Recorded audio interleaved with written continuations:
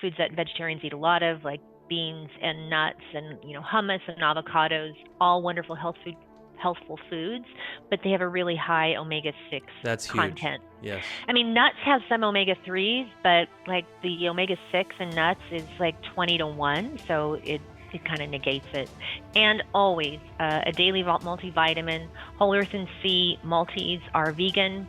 The forms are absorbable. We were talking about active coenzymated forms of Bs. Every single B vitamin in the Whole Earth and Sea multivitamin is in the coenzymated. Starts with 200,000 milligrams of whole food, most of which is grown on our farm in British Columbia.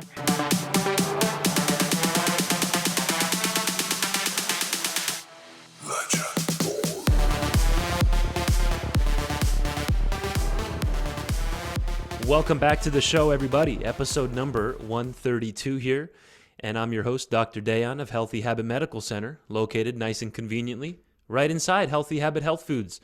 And if you're new to the show here, this is the Healthy Habit Podcast. We release episodes every Tuesday and Thursday morning, sometimes once a week, mostly on average 2 times a week. And today's going to be a good one. We've got Monique Wellise back with us here today. She was last on about 2-3 weeks ago. So I'm excited to talk here with Natural Factors for our monthly check-in. Monique has been a passionate sales and education leader in the natural products industry for over 2 decades. Her background includes training at the American School of Herbalism, extensive work with the integrative medical community, and alliances with some of the industry's most well-reputed brands.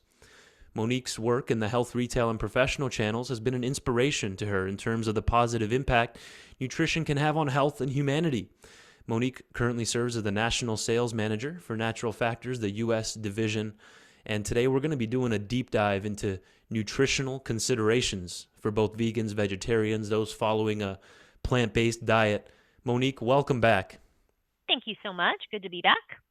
All right, so let's start off from the top here. Plant-based diets, they're growing in popularity, amazing for the environment, considered more healthful overall by some practitioners. Yes, there's a lot of gray area there. Yep. If you're just eating salads, you're not going to be healthy. Like, that's all you eat. A lot of people that first go vegan, vegetarian, or like the raw foodist movement, they'll just eat, a whole ton of raw, salads and fruits, and then the health just deteriorates. So the stage is yours. Where do you want to start us off with here today? It's an important topic.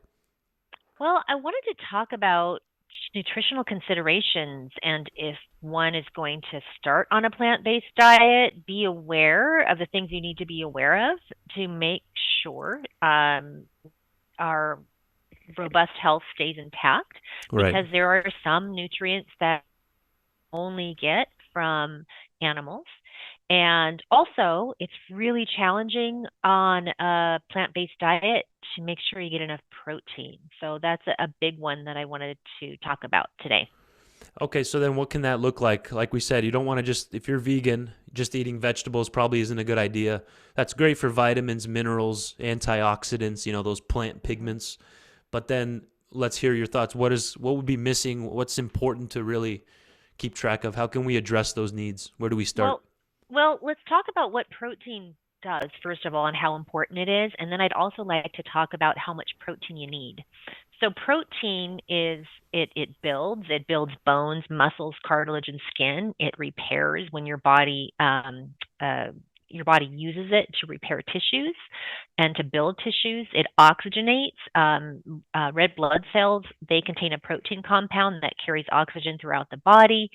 And little known fact, but protein is also really important in digestion. About half the protein that we eat every day goes into making enzymes that help us digest our food. It's a really big deal for hormone regulation. Now, in terms of how much you need, it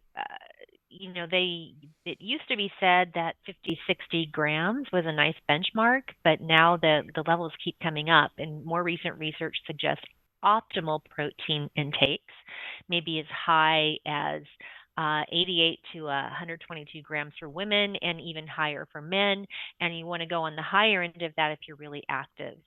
So that's a lot. And I don't know, me, I'm kind of obsessed. I add my protein up every day. I try and get about 30 grams at every meal, and then a couple of protein snacks in between. But if you look at common food sources for vegetarians, vegetarian eggs, one egg, just 6 grams. Um, uh, for vegans, if you get a half cup of beans, it's just delivering 8 grams of beans. Greek yogurt for vegetarians is nice. It packs 23 grams of protein, but something like tofu, again, a 3 ounce serving is just 8 grams. So that's pretty low if you're trying to add all that up to 120 grams. You're going to have to be eating a lot of beans, a lot of nuts. Nuts are, again, about 8 grams for about a half cup serving. And then when you really load up on that, it can be kind of tough on the digestion too. So I think for vegans, vegetarians, supplementing with a protein supplement, and I have a two sitting here next to me. I have our protein and greens, which would be in the vegan camp, and then whey protein. I'd also like to talk about, which is, oh no, my God, I The grabbed collagen. something. Oh my gosh, I grabbed something totally non-vegetarian It's okay. out of my cupboard. I meant to grab the whey. Whey would be suitable for I'll pull it up veg here. vegetarians. Um, Perfect. yeah. So, wanting to talk about those two a little bit. Absolutely. Let's start with that first one you flashed on the screen there, the whole earth and sea. I've gone through a couple tubs of those. I think it's delicious. That might be the one that has mushrooms added in there. Is that correct? It does. It has medicinal mushrooms. It is a fermented protein, so really nice on digestion. It's delivering over 20 grams of protein per serving. um, Medicinal mushrooms, which are tonifying to the immune system. And I think most people don't get enough mushrooms in their diet. But the real beauty is the 5 grams of fermented organic fruit, vegetables, and grasses blend that we have in there. 5 grams is 5,000 milligrams. And the last time I joined you, I talked about our regenerative farm in British Columbia, and most of that is grown right on our beautiful regenerative farms in that rich soil. Amazing. Yeah, there aren't too many protein powders where you know where the source is directly. You can go to the farm and visit, Yeah. and see exactly where a lot of these nutrients and ingredients are coming from. Yep. So that was the whole. Can you show that one more time here for the for the Sure. YouTube viewers? There's the Whole There Earth, we and Sea is the company. And this is a parent or sister company to Natural Factors, 100% fermented organic protein and greens product. So you can add that into a smoothie. One thing I would caution is if you've never really used protein powders, for the listeners, to just kind of gradually work your way up. Some people can get GI distress from protein powders in general. I don't know if you've ever come across that or heard anything like that, It's Moni. pretty common, but the Right. fermentation is going to make that Nice. much less of an issue. It is much easier on digestion. Oh, good. That's huge. Yeah. And it's That's a good. supportive to digestion as well, fermented foods, as Right. probably many people have heard. Perfect. And then you also mentioned the Whey Factors protein Yeah, powder. I So can go grab the tub, or we could just talk I'm about going it. to pull that up. Go ahead. You can start talking about it while I pull Okay. it up here in our screen share. Okay. Great. So whey, if you're vegetarian and not just vegan, whey is a way good source of protein. Uh, Whey, uh, if you Google biological value of different proteins, it's a thing. All protein sources have a biological value associated with them. Right. Whey protein has one of the highest biological values of any protein sources available. So it has a biological value of 104, I believe. An egg has a biological value of 100. Both of those are excellent scores. Some of the other, tofu, I think is in the 60s, and I think black beans are down in the 50s. So again, some of the, plant-based sources, uh, they don't have as high of a biological value. They're a little tougher to digest. Right. Um, but whey not only has a really high biological value, but it has all of the amino acids that one would need. But it delivers so much more than other protein powders because it has these really important peptides. It has a lot of beneficial protein subfractions. They're called peptides, and they do wonderful things for the immune system. Examples are lactoferrin, that helps with binding and utilizing iron. Um, if we're talking about vegetarians, sometimes iron content can be low. That would Right. indicate that whey is a really nice choice for a vegetarian for the biological value, but also the tendency to be lower in iron. Yeah. Um, Alpha lactoglobulin, it's another peptide that is really high in tryptophan, and that's going to help support serotonin levels and cognitive function. Beta lactoglobulin is another important peptide found in whey concentrate. It helps with absorption by binding calcium and other minerals. And then it also has peptides that support oral health Mm-hmm. by preventing cavities, inhibiting plaque formation. So I think as far as protein goes, if you are in the vegetarian camp and not full on vegan, this is a wonderful thing to incorporate into the diet on a very regular basis to supplement protein content. Right. Remember, vegetarians, just really simplifying it for everybody. They can still have the dairy products, right? Cheeses, eggs, A little easier. right? Things of that nature, whey proteins, just the meats you're going to avoid. And even though this is a grass-fed product, it's completely just from dairy, from milk. So, and I also like that Natural Factors and the Whole Earth and Sea line, we're being mindful of the digestibility of this extra protein added in the diet. They're adding in like bromelain and those amylase and different enzymes into that Yeah, the whey enzymes. blend. Do you want to touch on that a little bit? Sure. So um, it's really the fermentation that delivers the benefits. I think it's some of our other proteins that have the added enzymes, Dayon, Uh-huh. and not the protein in greens. But really, No, the no, no. ferment. The whey one I was Oh, the saying. The whey. whey. Yeah. Yes, I'm sorry. That's Yes, the okay. whey. Yeah, the whey is unlike most wheys on the market, we also have the plant source enzymes in there to assist with digestibility. Yes, and So that's going to be giving you bromelain. We have from pineapple stem. Looks like we have protease as well, amylase, lipase, and then papain from the actual fruit there from papaya. So why would that be added in? Again, some people have a harder time digesting protein powders than other people. So this might give you some assistance there to absorb all that. So great. So we've highlighted so far here in episode number 132 with Monique Wellise different ways to start addressing your protein needs if you're new to a plant-based diet or if you need some extra guidance. Maybe you're not feeling your best. This might help take your health to that next level. Tell us a bit more about fats then. We need fats in the diet, right? But obviously yeah, you can have too little or too much. But just in general, that topic, yeah. how important is this for vegan, vegetarians, plant-based people?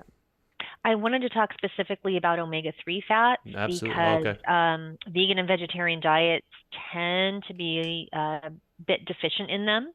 And that is because most vegetarian foods or foods that vegetarians eat a lot of, like beans and nuts and hummus and avocados, all wonderful healthful foods, but they have a really high omega-6 That's huge. content. Yes. I mean, nuts have some omega-3s, but like the omega-6 in nuts is like 20 to 1, so it kind of negates it.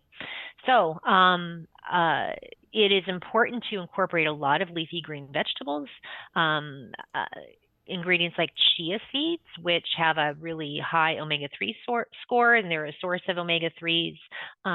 They're also a nice supplemental source of protein. But for vegans and vegetarians, I would encourage all vegans and vegetarians to supplement with algal oil. That's going to be a vegetarian source for omega-3, EPA, and DHA. Perfect. Yeah, most people don't mention that. That's a huge. I discuss this a lot with patients here, one-on-one, clinical Mhm. setting, about how nuts and seeds are a little bit overrated, especially with the amount people eat them by. Right? God put them in a shell for a reason It's true. to to It's regulate true. how much we eat of these things, and now Yeah, we're just going by the handful because it's they've been true. shelled. Right? So that's huge. You're getting a massive amount of omega 6s in them.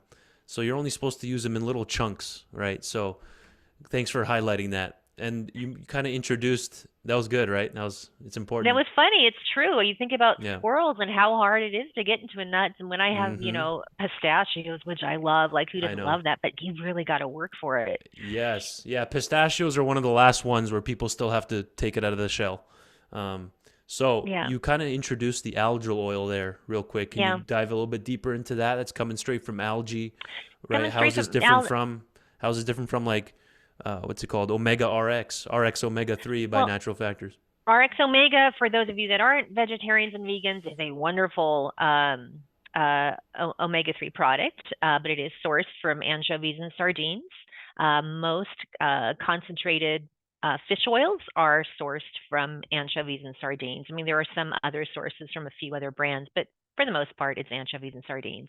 But algal oil is coming from algae, and algal oils are developing really nicely. Mostly algal oils are a rich source of DHA, but there is the presence of some EPA.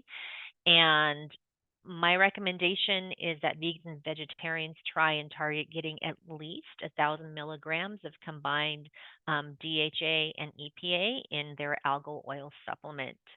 But if you want to geek out and be really thorough and understand your health and where you are on the omega-3 score, there are blood tests that are just finger prick tests that you can take to test your omega-3 scores. And it's really important to be in that sweet spot, because if we have an abundance of omega-6 in our cells, it's going to create an inflammatory environment. So upping that omega-3 content so there's balance and nutrients can get in, waste can get out, cells can talk right, is a really big deal. Yep, you're hitting incredibly important points with the omega 6s and 3s. We need both, right? It's just the balance gets so thrown off in the Western world, where you just have 40 to 70 or more times the amount of sixes relative to the threes. And then that causes all this kind of inflammation in the body and puts us at risk for different diseases. Over time is the key. What are the most common micronutrient deficiencies that vegan vegetarians need to be mindful of, ranging from B12, zinc? Tell us about this a little bit. Iodine. Yep, B12 is probably the best known, but it's a big one because the only place that you can get B12 is from animal protein. So if you are a vegan vegetarian, you must supplement with B12. I would also advocate for a multivitamin with B12, but let's just talk about B12 first. There's a couple of different forms of B12 out there. So if you turn the label around, you'll see cyanocobalamin. That's very common, but it's not the best form. Methylcobalamin is the best form of vitamin B12, and that is the active form. Your body has to create enzymes to help us utilize B12 if it's taken in the cyanocobalamin form. So if you look for those methylated forms, it's in the active form that your body can use right away. And there are some individuals that have a gene that disallows them from creating those necessary coenzymes. So just going straight to the source and taking a coenzymated B12 is really important. Perfect. And Natural Factors has, I think it's in the purple box, right? We have that methylcobalamin version right there, which is a liquid, correct? Yeah, we have the little sublinguals. I don't That's think we right. have a liquid. So we have the methylcobalamin dibencoside is another methylated form, and we have a combination of the both. And then we just have the methylcobalamin in a few different potencies. And if you're dragging a little bit, I mean, a nice little 5,000 microgram sublingual of B12 really gives you a nice boost of energy. And B12 is a really important component in that iron thing, and the iron deficiency that is common to vegans and vegetarians, largely because of the B12. But also plant sources of iron just aren't as well absorbed as animal sources of iron are. Right. As well. Yeah. Yeah, huge. Thanks, Monique, for highlighting that. And this is straight from naturalfactors.com. And you can see their little search, the magnifying glass up here at the top right of the website. You just search methylcobalamin or B12. And here's the options we're working with here. We have 1,000 micrograms, 5, even 10K. Where does somebody start? You mentioned blood testing's not a bad idea, right? Ask your doctor to throw in a vitamin B12 at your next blood test. See where your levels are. Otherwise, where can somebody start? How do they know which one to pick up off the shelf? Well, you can start low and you can build curveball. up. I gave you a little curveball there. But it's okay. I've got a great answer for it. The B12 is water soluble, so you don't have to worry about it. If you don't need it, you're going to pee it out, so it's fine. unlike fat soluble, like vitamin D is one, vitamin A is another one. You don't want to go too far on those. Those are really important to have your blood levels tested for. But I don't know. For me, starting with like a 5,000 micrograms to see how that affects your energy level might be a great place. And Yeah. if you get a little too jazzed up on that, you could, tailor it back. It's not a super high cost Yep. uh, to add these, but those are really great when I'm feeling a little low energy or haven't had great sleep. But regular basis for vegetarians, vegans is important. We're fully stocked up and ready to go here, folks, at Healthy Habit Health Foods with our methylcobalamin options through natural factors. And the beauty of having the clinic here as well with the stores, you can even go deeper. We have B12 shots available, Monique, and we Nice. included it in a lot of our nutrient IV therapy. And then maybe you grab a bottle of this to maintain your levels after you leave the clinic throughout the week. So there's just different ways you can do this, folks. But you do, at the end of the day, you want to look for the methylcobalamin version, which is the metabolically active form of B12. So very important. It works with iron, like you mentioned, Monique, to build these red blood cells, maintain nerve function, brain function, and much more. So great. Thanks for breaking down B12 here, how important that is to make sure you're getting the right optimal levels. Let's hit on iodine as well. Yeah, iodine, another common deficiency in vegans and vegetarians. Shellfish uh, are a richer source of iodine.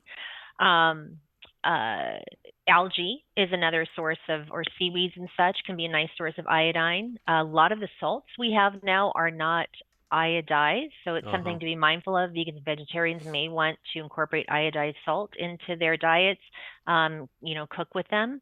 We have a wonderful kelp formula, a liquid kelp, which is Uh huh. a terrific source of iodine. So that might be nice. And another thing that's common in vegans and vegetarians, probably because of the iodine bit, is thyroid dysfunction is more common among Mm. vegans, vegetarians, and most common among women over men, likely because of the iodine issue. So hypothyroidism is common. We have also a wonderful formula called ThyroSense that supports normal thyroid function. And it does contain iodine as well as a few herbs that support thyroid function. That product's right in front of my office, actually, right when you open the door, boom, on the right-hand side there at the bottom through the Woman's Sense line, right? ThyroSense. Yeah, it's a wonderful formula. Yeah, we've used that one a lot clinically. And by the way, that men can use that as well. That's just the title of the line, the Woman's Sense formula, but it can be taken by men and women. So good. Yeah, thanks for highlighting iodine. In fact, in Japan, they get in about 50 times the amount of iodine as the Wow. average American, not necessarily a vegan vegetarian comparison, but in general, if you take the typical Westerner and the typical person in Japan, they're getting 50 times the amount of iodine on a daily basis. And you need that for breast cancer prevention and all different types of cancer, thyroid disease prevention. So great. Thanks for highlighting zinc, B12, and well, sorry, iodine, but we'll finish off. I want to hear about zinc. How Hmm. important is this one to get in? Um, Zinc so important for the immune system, and uh, zinc levels tend to be low as well. Individuals with thyroid issues tend to be low in zinc as well. So it's kind of all combined. So maybe that's related to the iodine bit. So we have a couple of really nice options for zinc. We launched a zinc bisglycinate, which is a really nice absorbable form of zinc. Would recommend taking zinc with foods. Uh, uh, to ensure there is no stomach upset, but that's a really important nutrient or mineral, I should say, for the immune function. Last couple minutes here to go with Monique Wellise in episode 132 of the Healthy Habit Podcast. We've covered iodine, zinc, methylcobalamin version of B12, algal oil. Action packed episode here. Lots of good information to walk away with. What would you, I mean, maybe we can plug in that whole earth and sea multivitamin as just a kind of insurance. I look at those like insurance to just cover all these bases at least, and then we can always build on top of that, right? That is a great way to close. A daily multivitamin is kind of a no-brainer. there's, science, when you read the research, it's been kind of Right. mixed on multivitamins, but a positive study came out in 2023 showing that long-term consumption of a daily multivitamin helps cognitive health later in life. But research or no research, it just makes sense because Yeah. multivitamins and the micronutrients in multivitamins, they're the stuff our bodies need to do all the billions and billions and billions of chemical reactions we need to work things and do right. So if you're missing some of it over time, like you said earlier, things are going to go a little haywire. So give it the building blocks it needs to do its job well, because your body just wants to do a good job for you. Absolutely, Monique. And then just give us a little take home there today. We've been breaking down nutritional considerations for those following a plant-based diet.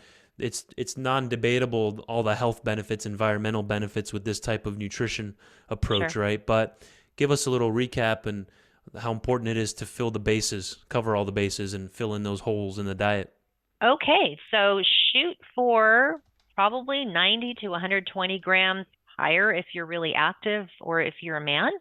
Um, Supplementing with protein, something like the whole earth and sea protein and greens is going to be important. And count up your protein to make sure you're meeting those thresholds. If you dip below 60, things are going to suffer and fall apart. So it's really important to get enough protein. Um, Consume algal forms of omega-3, as vegans and vegetarians tend to be deficient. Supplementation with zinc, iodine, vitamin B12, and iron, most important. Get your levels tested, but good nutrients to be mindful of, and always a daily multivitamin. Whole earth and sea multis are vegan. The forms are absorbable. We were talking about active coenzymated forms of Bs. Every single B vitamin in the whole earth and sea multivitamin is in the coenzymated, and it starts the whole foods in that vitamin starts with 200,000 milligrams of whole food, most of which is grown on our farm in British Columbia. So you can't find a better multi. Perfect. Well, Monique, thanks for coming in for our Natural Factors monthly check-in. Appreciate your time and the whole team there. Okay, you have a wonderful afternoon. Thank you.